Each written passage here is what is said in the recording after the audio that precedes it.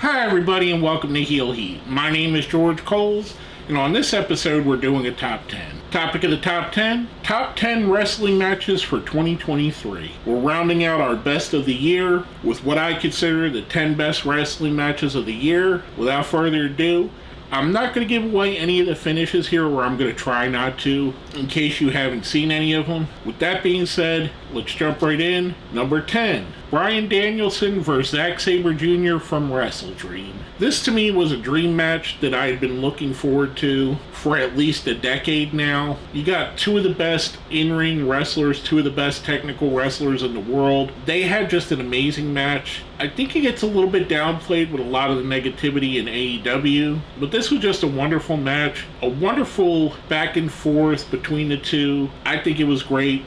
Hence it's on my list. From that, our number 9. From Impact Wrestling Bound for Glory, Will Ospreay versus Speedball Mike Bailey. Speedball Mike Bailey is one of those somewhat hidden gems. I mean, hardcore wrestling fans like you, if you're watching this video, most likely know who he is and have seen his matches, but for the general wrestling fan, a lot of people don't know who he is because he's in Impact. Will Ospreay, one of the best wrestlers in the world. I think they put on an absolutely awesome match. It kind of had shades of a few years ago when Omega and Osprey met before their matches this year, and I kind of felt that way, kind of like a current best wrestler in the world versus an up-and-coming best wrestler or someone that's going to be considered for that list. I thought it was awesome. Go from that, on number 8. From the G1 Finals, Tetsuya Naito versus Kazuchika Okada. Look, there's no way we're making a top 10 list while Kazuchika Okada is wrestling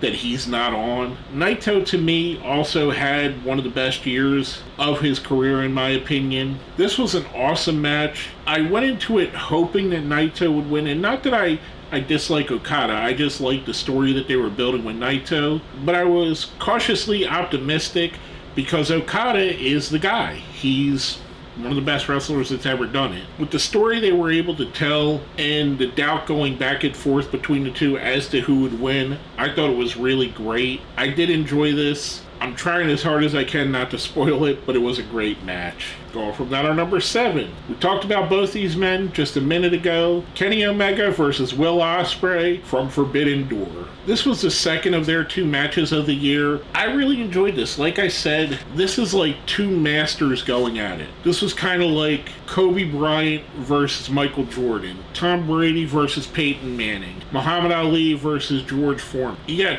2 absolutely amazing wrestlers, 2 guys that have changed the game and evolved wrestling, putting on a fantastic match here. Going from that, our number 6, MJF versus Bryan Danielson, the Iron Man match from Revolution. We often forget, with how great the character work that MJF does, that he's also a great in-ring wrestler. And being in the ring with a guy like Bryan Danielson, who's arguably one of the best in-ring wrestlers of all time, he really got to show it off here. He really got to show what makes MJF special. And it's not just the promos, it's the ring talent. He can back up the things he says. Kind of similarly to a Ric Flair or a Roddy Piper, who would talk you into the building and then once you got there, give you a fantastic match to go with it. I thought this was an awesome match. I really loved it, hence why it's on my list. I'll go from that, our number 5. Charlotte Flair versus Rhea Ripley from WrestleMania 39. What can I say? We have 2 of the best women's wrestlers of this generation matching up against each other in just a fantastic match. I mean, Charlotte is every bit as good as any women's wrestler there's ever been. Rhea Ripley is blazing through the women's division, kind of like a Brock Lesnar-esque run that she's having. This was amazing. I really enjoyed it. This was, in my opinion, the best women's wrestling match I've seen all year. I love this match. I'd love to see him run it back at WrestleMania again. I think it was absolutely awesome. Coming in our number 4. This is the second time I've mentioned these 2 together. Kenny Omega versus Will Ospreay from Wrestle Kingdom 17. Just 4 days into the year, We get one of the best matches of the year. I like this slightly better than the Forbidden Door match. To me, I think there was more to this, more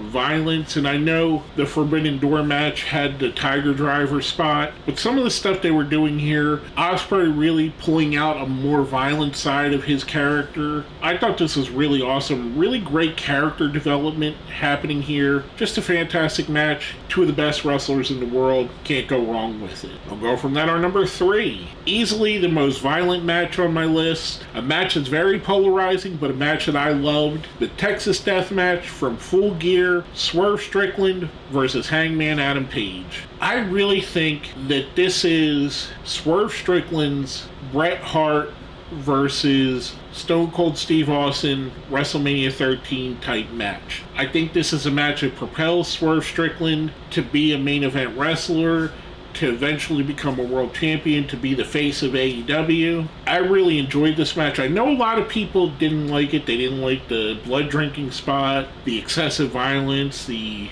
use of weapons. To me, I think this was the kind of match that needed that. I think this really helped with this feud. They tried to murder each other. It was amazing in my opinion, hence why it's so high on my list. Going from that, our number 2, Bullet Club Gold, Jay White and Juice Robinson versus FTR, Cash Wheeler and Dax Harwood in a 2 out of 3 falls match on Collision. Look, arguably one of the greatest tag team matches of all time happened on a Collision show. This was very early on in the run of Collision, and these two teams just put on a classic. I mean, I think it went just under an hour, and the way they traded back and forth, the match itself, I mean, FTR has cemented themselves as probably a top 10 tag team of all time. Jay White and Juice Robinson, not your typical classic tag team, but really showed what they could do as a unit. I really enjoyed this match. I thought it was absolutely amazing. Like I said, one of the great tag team matches of all time, hence why it's on my list. Now, before we get to our number 1, we do a thing here on my top 10s called the best of the rest. Basically, this was things that were thought of for the list but didn't quite make it. First up on the best of the rest, Carmelo Hayes versus Ilia Dragonov from the Great American Bash. These two had a couple great matches this year. This, to me, was my favorite of the 3. There's something so believable about Ilya Dragunov. He's probably one of the best sellers. Him and Ricky Morton are probably the 2 best sellers that I've ever seen. Maybe add in Terry Funk to that mix. I mean, he just draws you in. Kind of, Sami Zayn's another one. Kind of brings you in, makes you feel every emotion that he's feeling. And to me, Carmelo Hayes is a damn superstar. I think it's just a matter of time before we see Carmelo Hayes main eventing a WrestleMania. I thought this was an amazing match, my favorite NXT match of the year, hence why it was considered for the list. Last but not least, on the best of the rest, Tetsuya Naito versus Will Ospreay from the G1 semifinals. I know you're probably sick of hearing Will Ospreay's name now. This is the 4th different match I'm mentioning here. I mean, the guy had an amazing year. Naito, he's come up a couple times on the list as well. This was an all-out war. Basically 2 guys fighting, jockeying for position to see who would go on to the finals. Just a great match. Hence why it was considered. Didn't quite make the list, so. Now, before I get to my number 1, let's smash that like button, share the video, subscribe if you haven't. If you think I put a match too high, put a match too low, left a match off altogether, let me know down in the comments. With all that being said, my number 1 match of the year, Sheamus versus Drew McIntyre versus Gunther from WrestleMania 39. I absolutely love this match.